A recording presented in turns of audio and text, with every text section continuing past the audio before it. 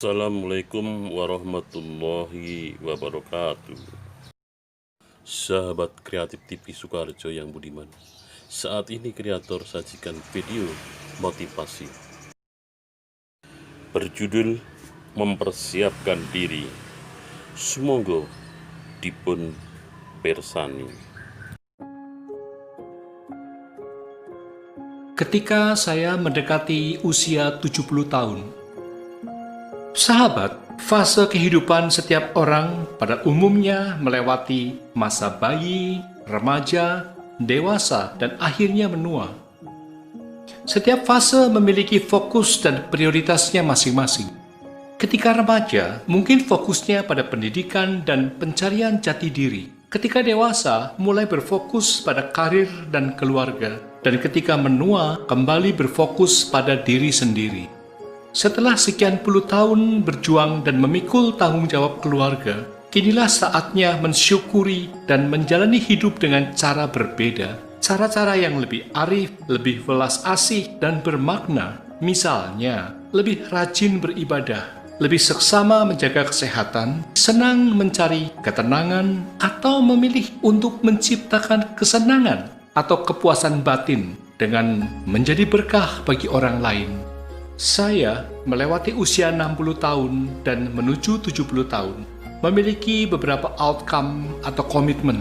Beberapa sudah saya lakukan sejak awal, sebagian lagi sedang dan akan terus saya lakukan ke depan. Inilah beberapa komitmen yang sudah, sedang, dan akan saya jalankan itu. Pertama, setelah mencintai orang tua, saudara, pasangan, anak-anak, dan teman-teman saya, kini giliran saya mencintai diri saya sendiri. Kedua, dunia tidak berada di pundak saya, dan saya pun menyadari bahwa saya memiliki keterbatasan. Saatnya untuk berbagi beban dan tanggung jawab. Ketiga, berhenti tawar-menawar dengan pedagang kecil. Selisih rupiah yang tidak seberapa tidak akan membuat saya kaya. Mungkin itu malah bisa membantu si pedagang menabung untuk membayar biaya sekolah anaknya. Keempat, selalu memberi tip kepada pelayan restoran. Uang ekstra yang dia terima mungkin akan membuatnya gembira dan lebih semangat bekerja.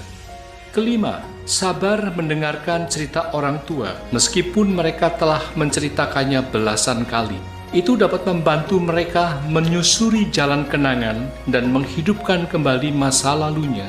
Keenam, tidak terusik maupun mengusik kesalahan orang lain. Tak ada manusia yang sempurna, yang luput dari kesalahan. Bagi saya, ketenangan lebih berharga ketimbang kesempurnaan.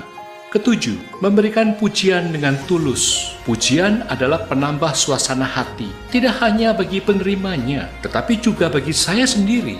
Sebaliknya, ketika saya menerima pujian, cukup mengucapkan terima kasih dan tidak perlu merasa jumawa. Kedelapan, lebih berfokus menjadi pribadi yang lebih baik dari hari ke hari ketimbang berfokus pada penampilan. Jadi, setitik noda di baju tidak akan mampu mengusik saya. Kepribadian lebih berbicara daripada penampilan.